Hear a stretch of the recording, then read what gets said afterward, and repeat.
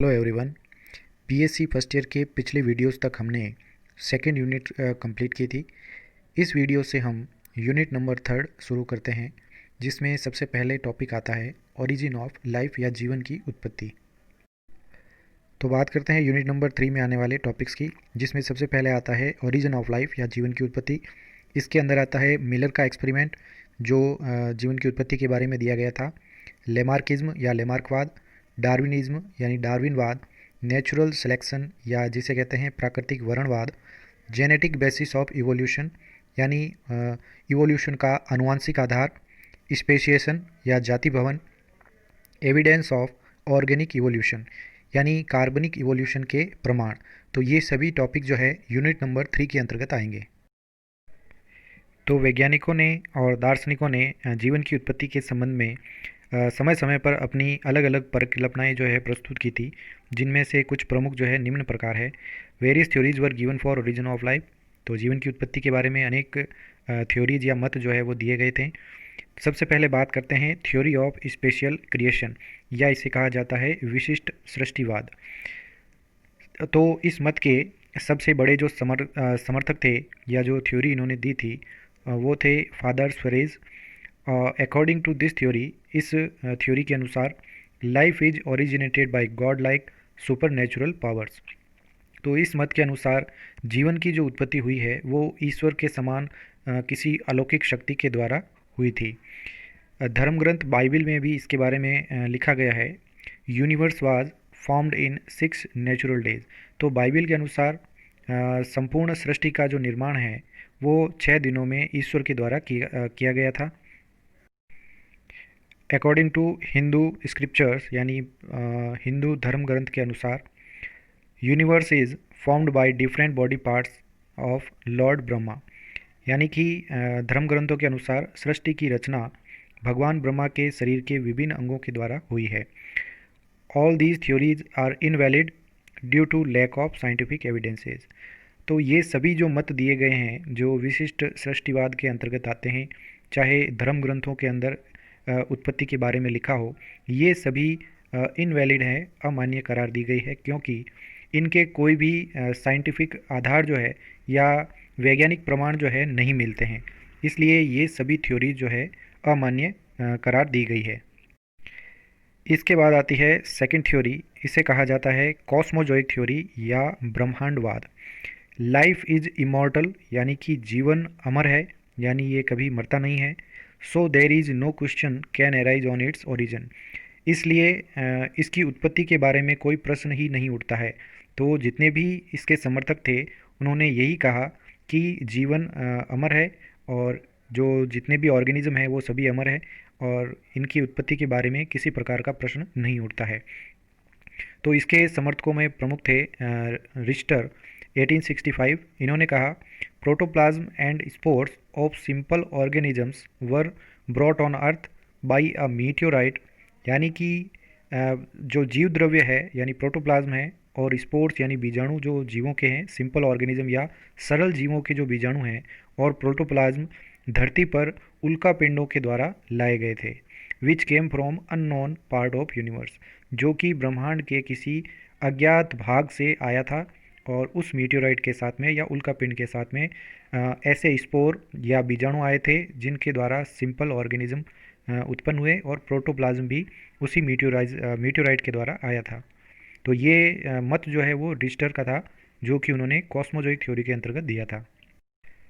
Cosmozoic theory के अंतर्गत दूसरे जो मत जो दिया था वो दिया था एरहेनियस ने 1908 में in their book cosmic panspermia. तो एरहेनियस ने अपनी पुस्तक कॉस्मिक पैन स्पर्मिया में ये बताया कि organisms are present in whole universe, यानी कि जीव सारे ब्रह्मांड में उपस्थित होते हैं।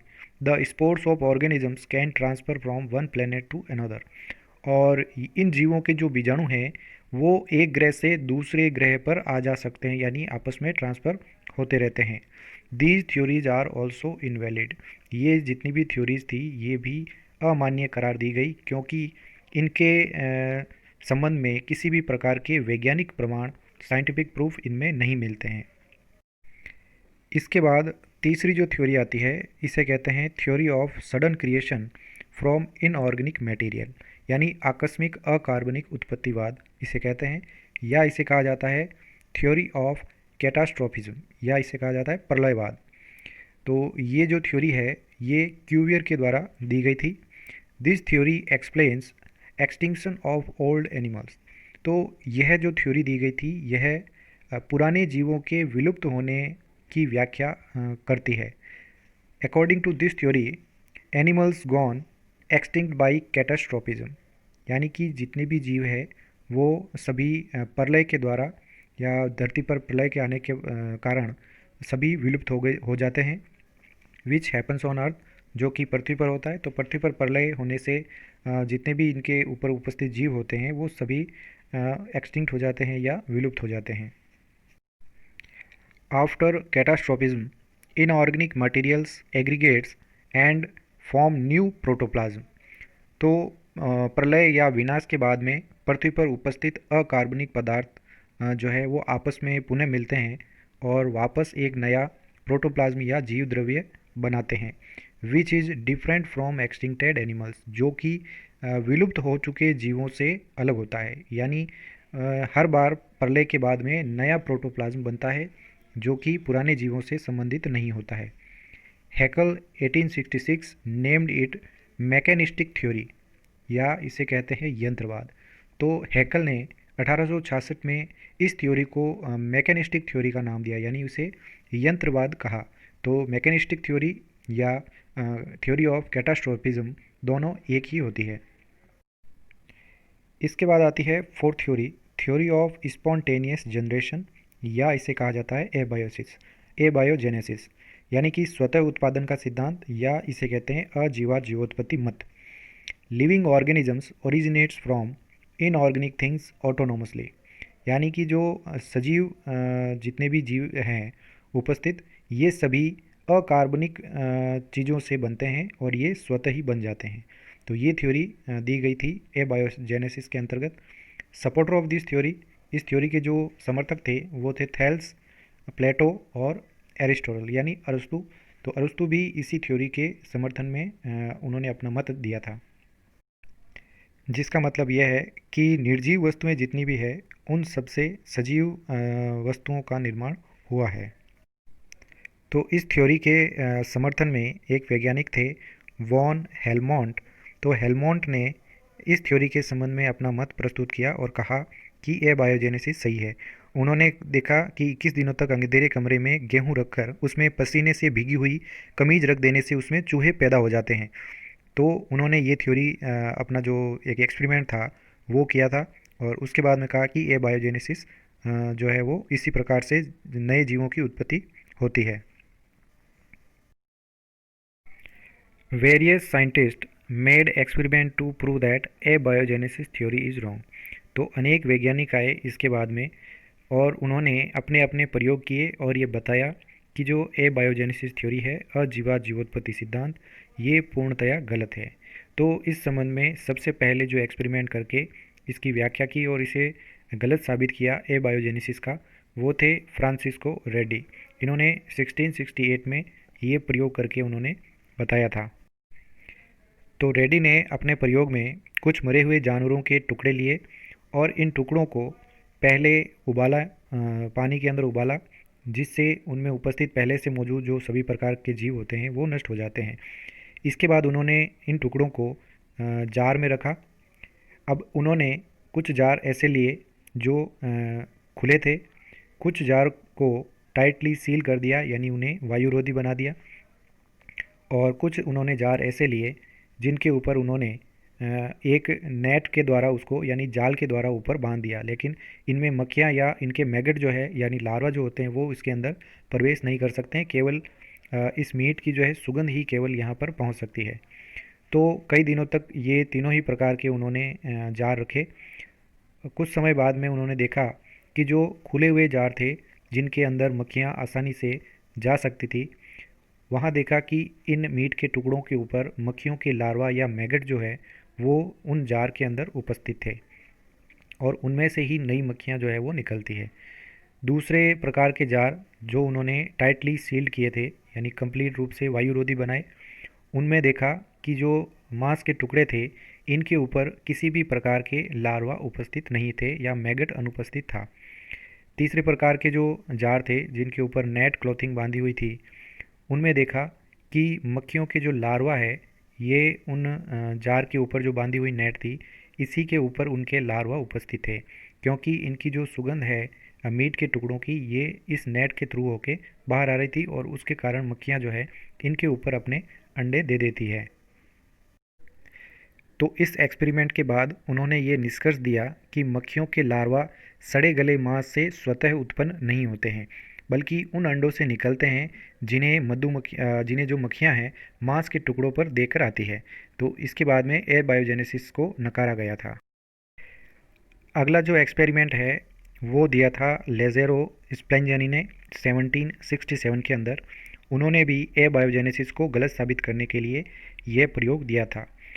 उन्होंने एक बंद फ्लास्क के अंदर मांस के टुकड़ों को उबालकर एक जीवाणु रहित पोषक शोरबा जिसे कहा जाता है ब्रॉथ वो बनाया था। तो उन्होंने पोषक शोरबा को इस एक खुले फ्लास्क के अंदर रखा और दूसरा जो फ्लास्क लिया था वो सील था, यानी उनको उसका मुंह जो थे वो उसको बंद कर दिया था। कई दिनों तक देखने के बाद में उन्हें ये मिला कि जो फ्लास्क ओपन रखा गया था उसके अंदर विभिन्न प्रकार के बैक्टीरिया ग्रोथ करते हैं। तो विभिन्न प्रकार के जीवाणु उस फ्लास्क के अंदर मिले जिसका मुंह जो है ऊपर से खुला हुआ था। दूसरे प्रकार के फ्लास्क जिसमें ऊपर ढक्कन लगा हुआ था या वो पूर्णतया सीलबंद थे, तो उन्होंने कई समय बाद में देखा कि उसमें किसी भी प्रकार के बैक्टीरिया का ग्रोथ नहीं होता है। फिर उसके बाद में उन्होंने उसी फ्लास्क के ढक्कन को खोल दिया और कुछ समय बाद में देखा तो उस फ्लास्क के अंदर जीवाणुओं की वर्दी जो है उन्हें प्राप्त हुई। तो उन्होंने ये निष्कर्ष निकाला कि जो जीवाणु उत्पन्न होते हैं इस ब्रॉथ के अंदर या शोरबे के अंदर ये ढक्कन खुले होने के कारण उत्पन्न होते हैं। अगर यह पूर्णतया वायुरोधी बना दिया जाए तो इसमें ऑर्गेनिज्म उत्पन्न नहीं होते हैं। तो इससे ये साबित होता है कि अजीवा जीवोत्पत्ति का सिद्धांत जो है वो गलत है। और उन्होंने कहा कि ब्रॉथ के अंदर जो नए सूक्ष्म जीवाणु उत्पन्न होते हैं वे स्वतः उत्पन्न नहीं होते हैं, बल्कि हवा में उपस्थित जीवाणुओं के द्वारा ही बनते हैं। इसी क्रम में अगला जो एक्सपेरिमेंट है वो दिया था लुई पास्चर ने 1861 में। After this experiment A biogenesis was completely proved wrong. और इस एक्सपेरिमेंट के बाद में अजीवा जीवोत्पत्ति का मत जो है वो संपूर्ण रूप से समाप्त हो गया था। तो पास्चर ने अपने प्रयोग में दो प्रकार के फ्लास्क लिए, एक ऐसे जिसमें गर्दन सीधी थी और दूसरे फ्लास्क ऐसे जिनमें गर्दन एस आकार की उपस्थित थी। उन्होंने इन फ्लास्कों के अंदर यीस्ट तथा शक्कर यानी शुगर का घोल इनमें भरा, फिर उन्हें बर्नर के ऊपर गर्म किया, दोनों ही प्रकार के फ्लास्क को, जिसके कारण इनके अंदर उपस्थित जितने भी जीवाणु जो पहले से उपस्थित हैं वो सभी नष्ट हो जाते हैं। फिर उन्होंने इस प्रकार के दोनों फ्लास्कों को कई समय तक ठंडा होने के लिए रख दिया। तो उन्होंने देखा कि जो सीधी गर्दन वाले फ्लास्क थे उनके अंदर जो यीस्ट और शुगर का घोल था उनके अंदर बैक्टीरिया ग्रोथ करते हैं, यानी उनमें बैक्टीरिया की कॉलोनी प्राप्त हुई थी। लेकिन जो एस आकार के जितने भी फ्लास्क थे जो जिनका मुंह खुला हुआ था या उनके सामने रुई जो है वो लगाई हुई थी, तो उन्होंने देखा कि इस प्रकार के फ्लास्क में उनको किसी भी प्रकार की बैक्टीरियल ग्रोथ नहीं मिलती है। तो उन्होंने ये बताया कि जितने भी बैक्टीरिया हैं वो सभी इस एस आकार की गर्दन में आके रुक जाते हैं और इसलिए ये सीधे ही इसके अंदर प्रवेश नहीं कर पाते हैं, तो यहाँ पर बैक्टीरिया की ग्रोथ नहीं होती है। After this experiment scientist concluded that all organisms are originated by living organism। और पास्चर के प्रयोग के बाद में अनेक वैज्ञानिकों ने यह निष्कर्ष निकाला कि जीवों की उत्पत्ति सजीव जीवों से ही होती है। Thank you so much. इसके बाद का अगला पार्ट हम आगे के वीडियो में पढ़ेंगे।